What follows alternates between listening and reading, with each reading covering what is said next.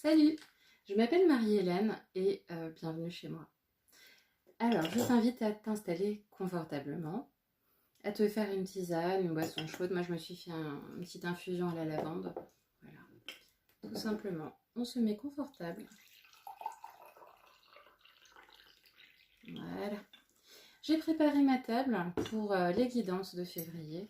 Alors tu verras sur mes vidéos pas mal de choses, mais à peu près à chaque fois que tu verras une de mes guidances, et à chaque fois que tu viendras me voir en soins d'ailleurs aussi, tu verras celui-là. Ça c'est Crolif, voilà c'est son nom, c'est lui qui l'a choisi, c'est pas moi. Et pour l'anecdote, j'ai une amie qui me disait « Mais si, il te faut du quartz rose dans ta salle de soins pour donner de l'amour pour les gens. » Ouais, je donne déjà de l'amour, et puis moi perso, le quartz rose, c'est bon, on en voit partout. Voilà, je trouve ça un peu rasoir. Et celui-là, je l'ai vu, et j'ai dit là, d'accord. Voilà. En plus, il est super puissant. Il est, comment dire, il est protecteur. C'est un puissant canal aussi, et il m'aide à canaliser les messages, et il est extrêmement balèze. Voilà, voilà. Voilà. J'ai plein d'anecdotes sur lui que je pourrais te raconter une fois si ça t'intéresse sur ce qu'il a été capable de faire, mais bon, ça, c'est pas le sujet du jour. Donc tu verras toujours différentes pierres selon l'inspiration, l'intuition, l'énergie du moment. Aujourd'hui, j'ai allumé une nouvelle bougie aussi. Voilà. Alors pareil, autour de ma bougie, il y a des cailloux, il y a des coquillages, il y a pas mal de choses. J'ai une coquille Saint-Jacques aussi pas loin que je vais réinstaller parce que je la pose de façon verticale. J'ai du Palo Santo qui a été récolté de façon responsable dans le sens où on attend que l'arbre soit mort pour pouvoir le prélever. Voilà. C'est quand même un petit peu plus sympa de le laisser vivre. Et bon voilà, il y a des cailloux que ma fille m'a peint, il y a des énergies d'amour sympathiques. Voilà. J'ai allumé de l'encens aussi. Alors c'est important quand on reçoit de toujours donner aussi, de faire des offrandes pour remercier. Voilà. De travailler dans la gratitude avec les énergies qui nous accompagnent. Et aujourd'hui, c'est un encens à, comment dire, au lotus. Donc oui, il a déjà brûlé depuis un petit moment, hein, le temps que j'installe tous mes préparatifs. Et pareil, c'est un encens qui a été fait de façon responsable également. Voilà, alors des fois j'allume des bâtons d'encens, des cônes. J'ai un kit pour faire les cônes moi-même, donc j'ai hâte de l'essayer. Et parfois des encens en grains, tout ça. Bref, voilà, on papote, mais l'heure tourne. Donc je t'invite à aller faire ta boisson, à faire pause sur la vidéo. Moi, je vais arrêter la vidéo là, je vais couper et je vais rajouter le tirage juste après, le temps de m'installer, de passer un coup sur la table et de bouger la caméra pour que tu puisses voir un petit peu mieux les cartes qui vont sortir. Voilà, c'est parti. Eh bien, je t'invite à revenir dans un instant. Alors, les béliers, on va voir tout de suite quelle est l'énergie générale de ce mois de février 2024 pour vous, les béliers.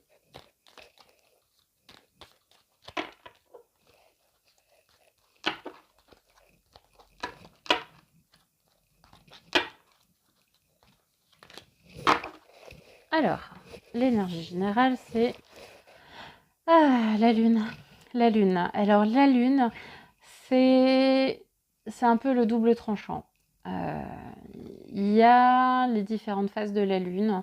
Il y a un côté très, comment dire, très séparé aussi dans les énergies. Il y a un peu, comment dire, les choses, elles sont un peu ou noir ou blanc, mais il y a tout un éventail de gris aussi au milieu. Il y a quelque chose de l'ordre de l'intérieur et de l'extérieur. Il peut y avoir peut-être qu'on va parler de relations, peut-être de guérison de vos propres blessures aussi, sur comment guérir votre intérieur et aller voir vos ombres peut-être pour les mettre en lumière et pour aller comprendre un peu mieux vos fonctionnements, vos besoins, vos douleurs, vos peurs, vos schémas, pour les déconstruire, pour peut-être finalement voir que l'autre n'est pas si hostile, si opposé que ça en fait. Il y a un côté peut-être complémentaire. Vous êtes peut-être plus complémentaire avec l'autre que vous ne le pensez, ou avec la situation que vous allez traverser ce mois de février en tout cas. Je pense qu'il y a ici des prises de conscience. Il y a peut-être des choses cachées qui ne sont pas encore apparentes. Ouais, c'est le côté complémentarité, je pense. C'est un peu les faces cachées, vice-versa. Il y a quelque chose de l'ordre de la dualité à aller voir. Peut-être vos propres dualités, les béliers, tout comme ça peut être les dualités de l'autre, ou les dualités entre vous et l'autre. Voilà. Je pense qu'on va parler de quelque chose de relationnel en février. Alors la lune, c'est aussi, comment dire, la lune, quand je parlais de face cachée, c'est souvent... Alors il y a des énergies féminines, masculines, yin et yang, il y a comment dire, le côté passif et actif. Peut-être on va te demander de passer à l'action sur des choses. Ou au contraire, si tu es quelqu'un d'actif, de justement être un peu plus passif et dans le lâcher prise. Il y a peut-être quelque chose, je pense qu'il y a quelque chose à équilibrer pour vous les béliers ce mois-ci. Par exemple, dans les énergies féminines, masculines. Alors, qu'on parle de sexe ou d'énergie pure, dans le sens yin-yang, l'énergie féminine, on t'invite finalement à montrer ta vulnérabilité. Voilà. Vous n'avez pas besoin, les béliers, vous n'avez pas besoin d'être une force de la nature tout le temps parfois. Révéler sa vulnérabilité, c'est aussi faire preuve de force et de sagesse. Parce que c'est pour accepter de montrer sa vulnérabilité, il faut être sacrément balèze en fait, et sûr de soi. Et offrir sa vulnérabilité à l'autre, c'est aussi lui offrir votre humanité. Voilà. Et en offrant ça, on fait forcément appel à la vulnérabilité, à l'humanité de l'autre, qui va être du coup peut-être plus dans de la compréhension, de la communication, de l'échange, de l'empathie, et peut-être plus vers trouver des compromis ensemble. Je pense qu'on va régler des conflits en fait, hein, les béliers, ce mois de février.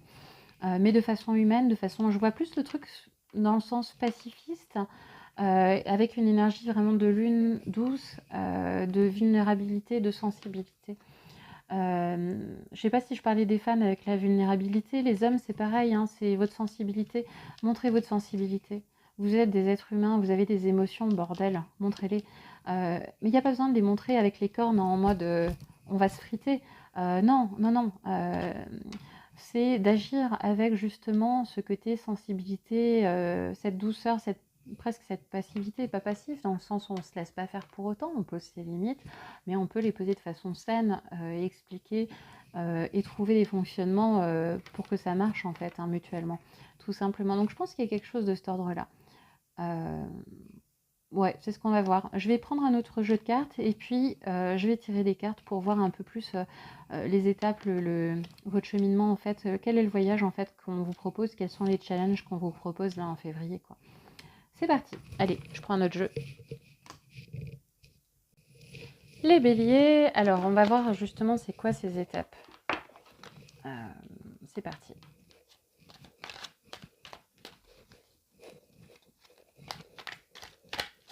Hop là, c'est le bazar. Allez.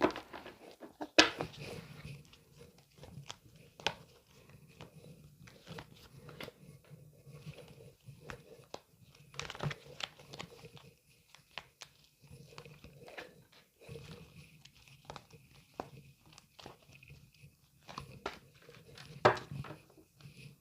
Et je vais également tirer des sceaux.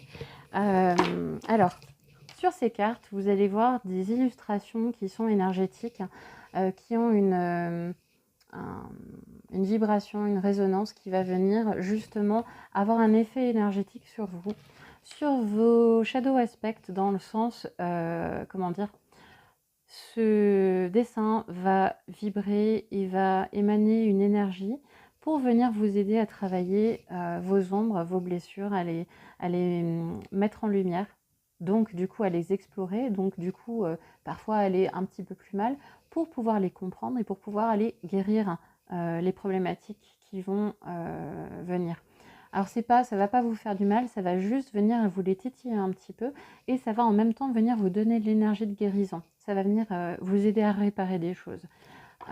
Ces cartes, dans la guidance que je vais vous donner, ça va vous donner aussi des clés de développement personnel pour pouvoir aborder votre cheminement du mois de février avec plus de sérénité, de façon un peu plus zen en fait, que dans la houle des situations que vous allez traverser. Voilà, j'ai choisi de m'appeler les énergies, c'est pas pour rien, c'est pour faire les choses de façon la plus zen possible. Parce qu'il n'y a pas besoin de se torturer en vrai, il n'y a aucun mérite à ça. Donc, trêve de bavardage, c'est parti pour les sceaux qui vous concernent pour ce mois de février, les béliers.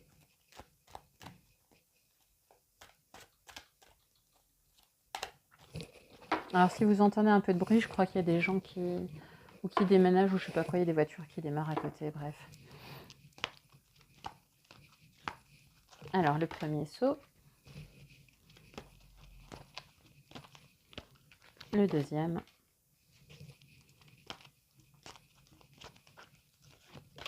et le troisième. C'est parti. Alors, je vais retourner les cartes, je vais vous les montrer et puis je vais vous les expliquer une à une. Ok. La première carte, Summon, c'est le fait de rassembler les choses. Je vais vous raconter, je vous explique après. La deuxième carte, c'est le 8 de coupe. On voit un petit requin, un grand requin, un petit requin, les coupes. Je vais vous expliquer ça aussi. Ok. Ah, ok. Et ça, c'est le 5 d'épée. On a une progression qui va être intéressante aussi pour vous, les béliers. Ça va être de beaux challenges, mais vous allez être capable de les réaliser, pas de souci. Et on a, au niveau des sauts, on a le numéro 16. Je vais bien rapprocher la carte pour qu'il puisse agir aussi sur vos énergies, sur votre inconscient. Voilà, je vous laisse vous en imprégner. Je les laisse effectivement retourner pour que ça agisse tout le temps de la vidéo, en fait. Voilà. Le saut numéro 72.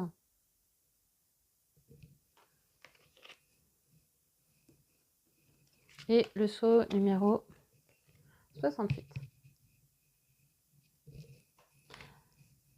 Alors la première carte, ça nous demande de rassembler les choses. Alors,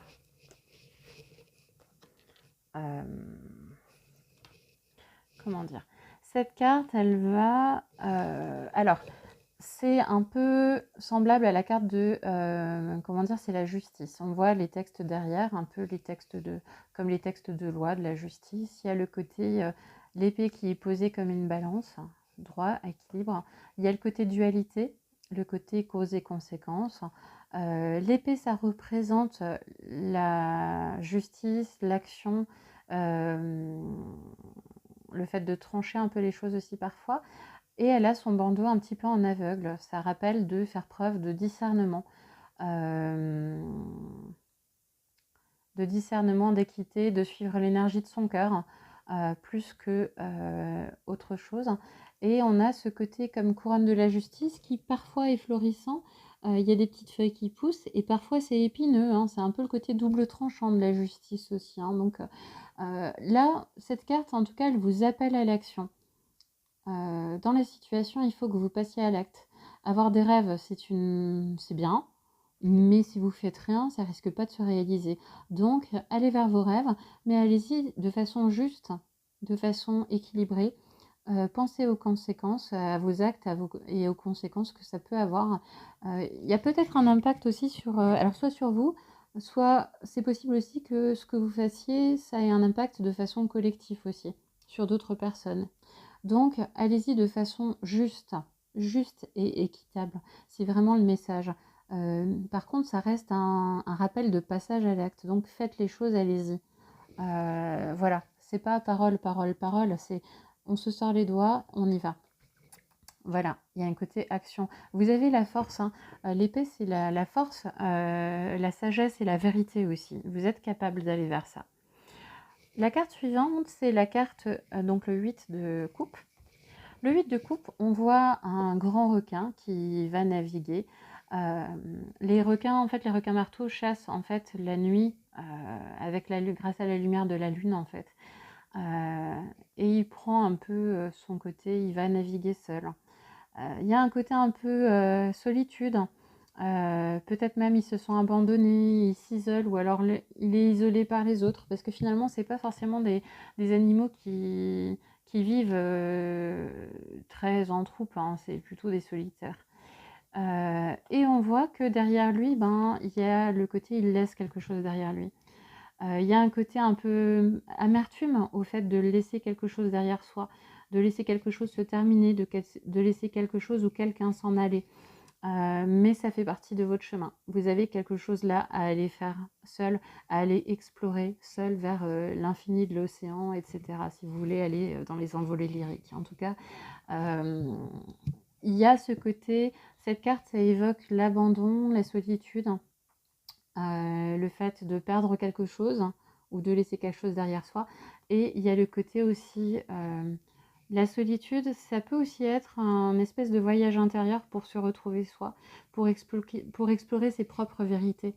Donc on va peut-être vous proposer, j'ai pas encore, comment dire, je ne prends pas encore en compte ces cartes-là exprès pour pas biaiser ce que je vous raconte, hein. Je les ai retournées, c'est tout, je me suis pas attardée sur quelle société pour ne pas me fausser dans l'interprétation, enfin ne pas m'influencer. C'est pas fausser, c'est influencer. En tout cas, voilà, il y a le côté peut-être voyage intérieur pour aller voir ses propres vérités. Donc ça implique d'aller voir ses propres ombres aussi, d'aller voir ses souffrances qui sont les vôtres en fait. Hein. C'est pas forcément ce que les autres vous font, c'est pas forcément juste, c'est vos souffrances.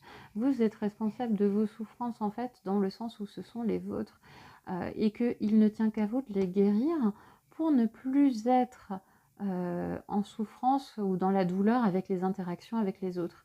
Les autres ne vous veulent pas forcément fondamentalement du mal. C'est vous qui souffrez parce que vous avez des blessures en fait, encore de quelque chose que vous pouvez guérir en fait. Voilà, parfois la situation n'est pas celle qu'on croit. Donc, bref, on peut aller loin après dans les interprétations et on va voir ça progressivement. Voilà.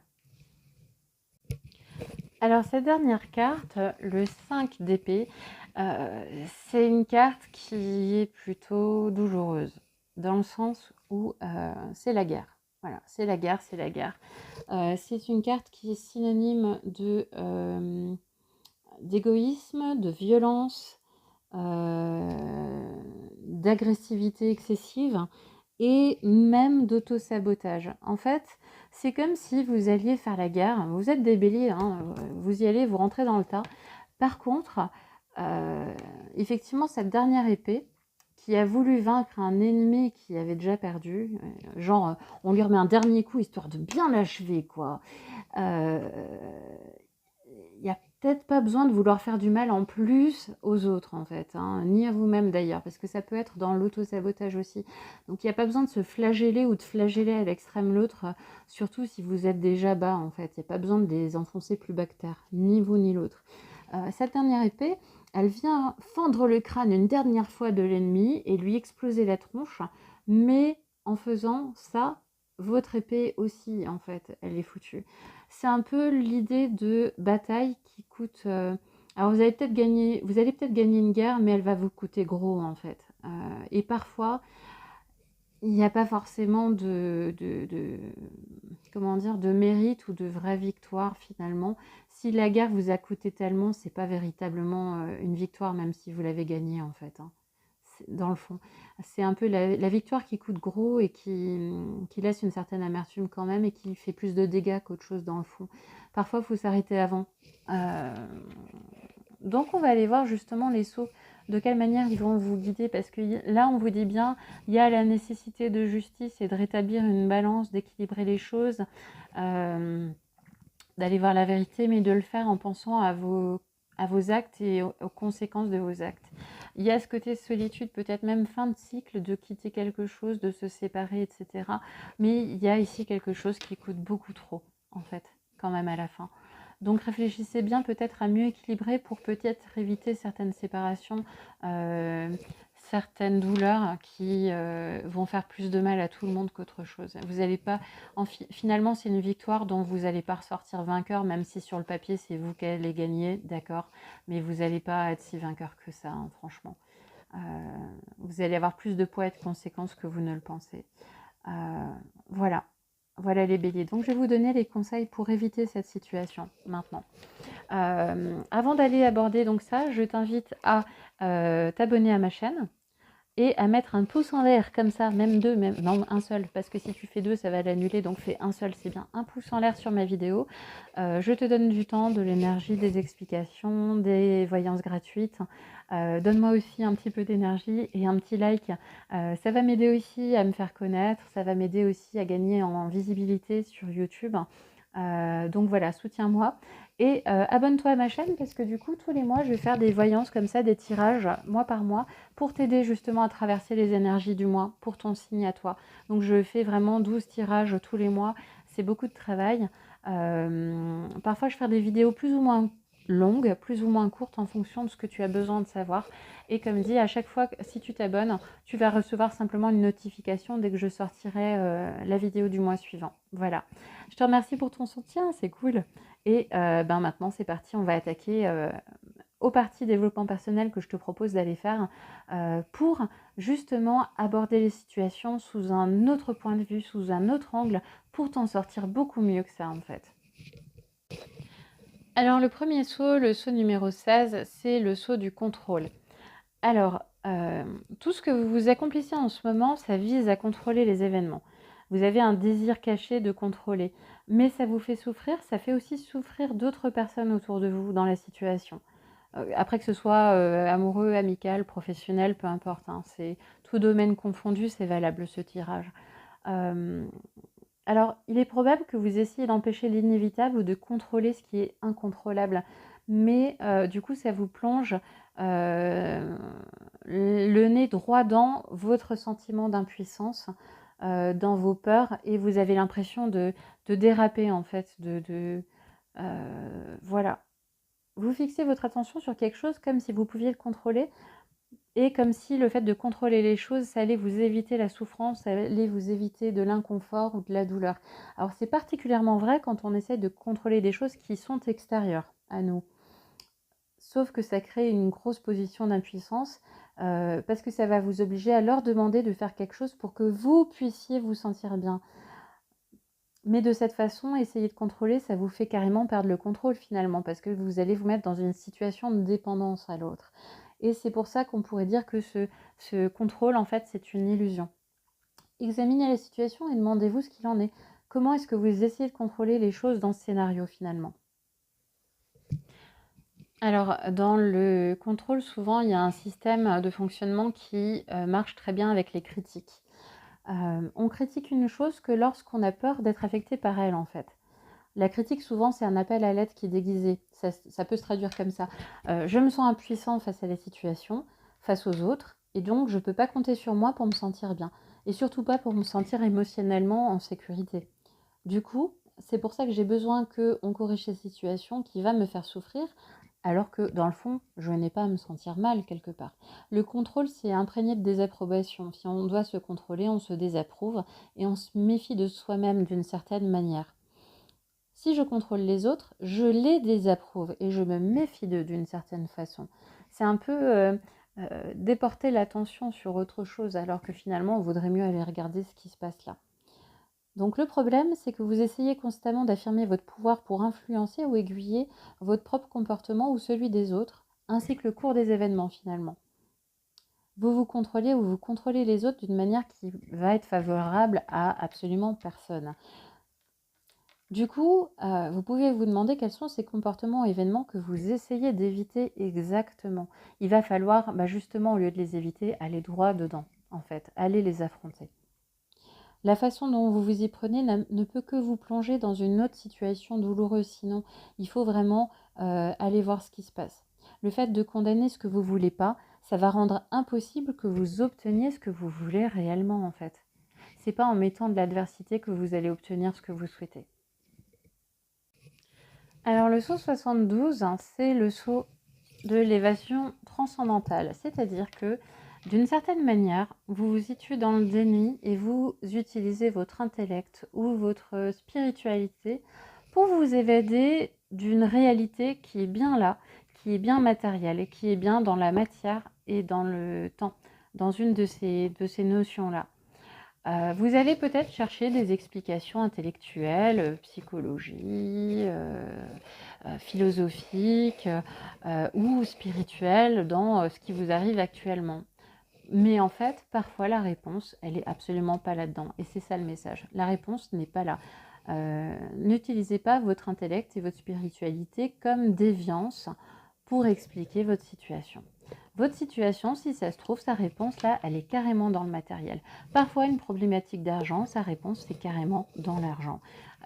Parfois, une problématique de santé, c'est juste une problématique de santé et la réponse se trouvera dans la quête de la santé matériellement parlant. Voilà. Et c'est ce qu'on vous dit. La réponse, elle se trouve dans le temporel ou le matériel. Point. Alors, aller chercher dans l'intellect et dans la spiritualité, c'est un mécanisme qui vient du mental et de l'ego. Donc, vous avez lâché la bride totale à votre ego qui est en train de galoper sauvagement dans tout l'espace, toute la nature. Voilà, mais il faut un peu le tenir quand même, hein. Il y a une partie de vous là que vous rejetez. Là, par exemple, quelqu'un qui va se croire spirituellement extrêmement positif, amour, paillettes, félicité, va fonctionner un peu comme un gourou et va toujours être le bon samaritain, toujours dans la compréhension, l'amour, la lumière, tout ça. Et il va carrément rejeter des parties de lui. Énergétiquement, il y a vraiment des dissociations qui se font, hein, véritablement au niveau de l'âme. Il y a des parties d'âme qui se barrent parce que tout simplement, on ne veut plus souffrir. Pouf, on le jette dehors. Pouf, on juge et on auto-condamne cette partie de nous qui est moche et qui est mauvaise parce qu'on la juge mauvaise. Ça, c'est de l'ego, ça. Ça, c'est de l'ego, c'est pas de la lumière, c'est de la fausse lumière. C'est celui qui se la pète et qui fait genre, ouais, je suis lumière. Non, en fait, tu es pure ombre. Parce que la lumière, elle est dans les parties blessées, morcelées de nous-mêmes, les parties qui ont souffert. Ces parties-là, les parties qui ont été blessées, qui ont souffert, c'est les parties qui savent aussi apprécier les choses, qui savent faire preuve d'empathie, qui savent aussi aimer, en fait. C'est les parties qui sont dans l'émotion et qui sont belles parce qu'elles sont pures, elles sont authentiques, elles sont véritables, elles sont droites, elles sont justes, elles sont honnêtes, et elles sont juste vraies et authentiques, elles sont entières. Elles sont entières, elles sont nature. C'est pas la partie là qui fait genre, moi je fais bien les choses, hein, on est d'accord. Ça veut dire que cette carte, il y a peut-être, vous faites peut-être quelque chose comme ça. Vous faites peut-être un rejet de vous-même, de quelque chose que vous n'avez pas envie de voir de vous-même parce que vous ne l'aimez pas. Voilà. En fait, finalement, peut-être vous faites ça. Ce que vous rejetez, c'est une partie de vous, finalement, en fait. Vous êtes en train d'abandonner une partie de vous. Peut-être la partie qui est dans l'empathie, dans la compassion aussi, et qui va aller. Et du coup, si vous l'abandonnez, vous allez chercher à faire un massacre qui ne sert strictement à rien et qui va faire que des victimes, qui va faire que des blessés, y compris vous-même. Vous aussi, vous allez souffrir de la situation. Donc là, on vous demande vraiment de réintégrer ces parties au lieu de faire de l'évasion transcendantale. Ouais, ça prend vraiment tout son sens, hein. Et ce qui est fabuleux, comme dit, je prêtais vraiment pas attention aux cartes, je les fais vraiment progressivement pour pouvoir justement m'exprimer librement et dire ce qui vient en canalisation, hein, parce que je reçois aussi des choses comme ça. Et on finit par la carte 68. Et la carte 68, c'est quoi? C'est la carte qui dit, c'est le sceau qui s'appelle se faire du mal. Et c'est exactement ce que je viens de dire en fait. C'est d'une fluidité, c'est fabuleux, hein. Franchement, les béliers, vous avez une très très bonne guidance ce mois-ci. Vraiment, je vous recommande de suivre mes conseils. Et je vous invite à la fin du mois, vraiment, mettez-moi des commentaires sur ce qui vous est arrivé. Ça m'intéresse vraiment de savoir ce qui s'est passé dans votre vie, parce que je suis vraiment curieuse de savoir ce qui se passe pour que vous fassiez des choses comme ça ou que vous ayez de telles épreuves. Et j'espère vraiment de tout cœur que ma guidance, elle va vraiment vous apporter et vous permettre de sortir de ça, d'éviter ça, d'éviter de vous détruire en fait et de détruire autour de vous. J'espère vraiment que vous allez trouver une résolution pacifiste en fait de la chose et vraiment racontez-moi, ça m'intéresse, hein. Voilà, ça c'était la petite anecdote. Mettez-moi des commentaires, je veux savoir ce qui vous arrive ce mois-ci, hein, vraiment. Même si on n'est pas fin février, hein, n'hésitez pas à m'expliquer ce qui vous arrive en ce moment, hein, quelle est l'anecdote, l'événement. Racontez-moi vos vies, hein, ça m'intéresse, hein. Voilà. Bref, donc la carte se faire du mal, comme son nom l'indique, ça veut dire qu'en ce moment, vous êtes actuellement en train de vous faire du mal. Et cette façon, ça ne vous profite pas ni à vous ni aux autres, comme je l'ai dit avant. Et au contraire, ça vous maintient bloqué dans la situation. Vous êtes enfermé dans un cycle d'auto-sabotage, d'auto-flagellation, voilà. Donc mesurez un peu mieux vos actes, agissez. Là, c'est un appel à l'acte, vraiment, agissez. Mais on ne vous demande pas d'agir dans le sens rentrer dans l'art et aller tabasser tout le monde, ou régler vos comptes et aller taper avec vos deux cornes de bélier, là. Non, c'est agissez sur vous, lâcher le contrôle, lâcher prise, accepter un petit peu aussi ce que l'autre va vous apporter comme solution. Peut-être il y a des choses à trouver ensemble. Sortez de vos évasions transcendantales et réintégrez les parties de vous que vous jugez comme moches et comme mauvaises, parce que vous n'êtes pas si mauvais que ça, les béliers. Vous êtes vraiment des personnes fabuleuses. Et vous le savez en plus, vous le savez. C'est juste que des fois, vous êtes un peu trop impulsif. Donc réintégrez les parties de vous là et choyez-les. Donnez-leur de l'amour, de la guérison aussi. Et effectivement, arrêtez de vous faire du mal. Vous ne le méritez pas, vous méritez d'être heureux, vous méritez d'être bien, vous méritez d'être compris. Et il est tout à fait possible de vivre en fait en relation avec l'autre ou avec les autres. Il n'y a pas besoin finalement de se quitter soi-même ou de quitter l'autre en fait. Il n'y a pas forcément besoin de faire cette séparation et en tout cas, il n'y a clairement pas besoin de faire la guerre. Voilà. Même si vous en avez envie, votre envie, elle va juste refléter vos blessures. Alors, allez guérir ça et vraiment arrêtez de vous faire du mal. En soi, il y a toujours un motif positif à un comportement d'autoflagellation. Alors, on peut dire que si on se punit, quelque part, on commettra plus jamais la même erreur. Donc, on se fouette, on se fouette, on se fouette. Ouais, mais en fait, les coups de fouet, ils laissent des marques. Ils laissent des marques sur la peau, ils font saigner, ils font mal. Après, ça cicatrise, ça laisse des cicatrices. Ça laisse un souvenir un petit peu dans l'amertume. Ça laisse des bleus. Vous n'avez pas besoin de ça. On peut comprendre ses erreurs sans pour autant se faire mal. On peut comprendre les erreurs et juste essayer d'avancer, de réagir un peu différemment, d'avoir des paroles un peu différentes, des actes un peu différents, de voir aussi, de se laisser une certaine place à quelque chose qui ne sera pas maîtrisé, qui ne sera pas contrôlé, un peu au hasard finalement, pour voir qu'est-ce que ça va donner. Essayez de planter une graine et voyez qu'est-ce qui va en pousser. Voilà, juste essayez. Voilà. Je pense que la solution, elle est là. Essayez juste les choses et soyez dans le lâcher-prise et essayez de voir qu'est-ce qui va pouvoir fleurir de ça. Au pire, la fleur, elle vous plaît pas, c'est pas grave, vous en plantez des autres. Voilà, le jardin, il est grand, il y a de la place. Il y a de la place pour essayer différentes choses. Et à chaque fois que vous allez essayer un truc, ça va donner un résultat différent. Et vous allez finir par trouver le résultat qui vous correspond et qui va vous amener une pleine satisfaction sans forcément avoir besoin d'être dans l'adversité en fait. C'est ça que le message, il est là. Il n'y a pas besoin d'être dans l'adversité, dans la situation actuelle. Pas besoin d'adversité. On peut faire autrement. Promis, ça va marcher. Voilà. Parfois, quand on a grandi dans un foyer hostile, on a souvent appris que si on se blesse soi-même, alors les autres n'auront plus l'occasion de nous blesser. Et c'est quelque chose qu'on peut avoir intégré en fait assez facilement, mais c'est quelque chose effectivement qui n'est pas vertueux pour vous, qui n'est pas sain.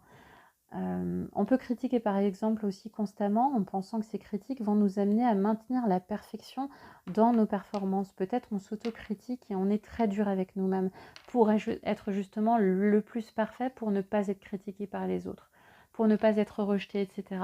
Mais tout ça, vous vous mettez une pression sur le dos, les béliers. C'est lourd, vous n'en avez pas besoin.